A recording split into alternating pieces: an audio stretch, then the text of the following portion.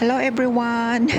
Magluluto po tayo ng salmon with rice. So, samahan niyo ako at ituturo ko sa inyo. So, mayroon tayong 2 pirasong salmon. I-marinate natin ng salt at saka lagyan ng kunting wine. Yan po.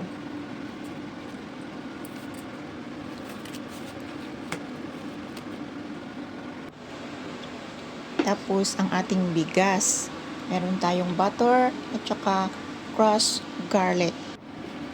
So, ayan po. Ilalagay natin yung bigas sa may rice cooker.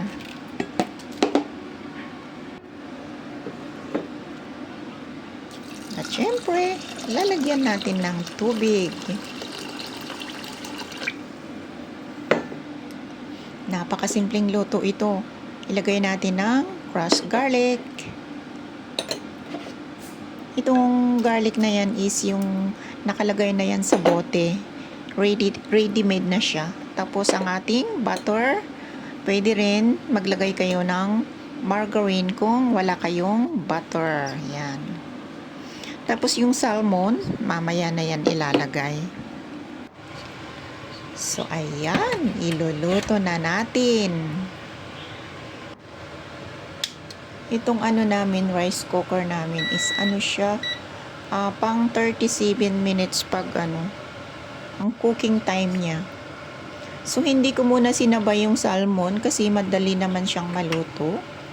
Ayan po, mga after 13 minutes yata yun or 20, tsaka ko naman siya inilagay. So, continue cooking na siya. Ayan po.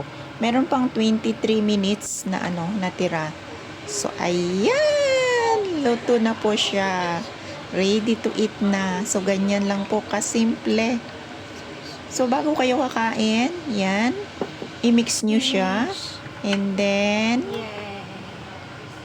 so we need to add some lalagyan nyo siya ng soy sauce. O, diba? Napakasimple lang ito.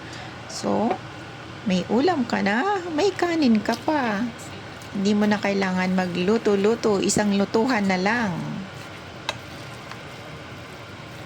Pag gusto nyo lang naman ng simple, pwede nyo rin gawin ito. Pwede rin kayo magdagdag ng gulay kung gusto nyo, stir fry kayo, or anything na gusto nyo. Yan. Gustong gusto po yun ng alaga ko yan. Alam nyo naman dito sa Hong Kong, napakahirap mag-isip ng menu araw-araw. O, diba? Isang menu na ito. May ulam ka na, may kanin ka pa. So, magsasandok po na tayo ng ating kakainin. Ayan. Kain na po tayo.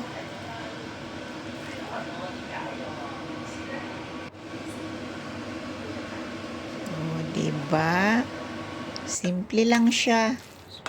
So, ito naman, kung may matira pa ito, ko uli ito, kainin ko bukas para hindi na ako magluto.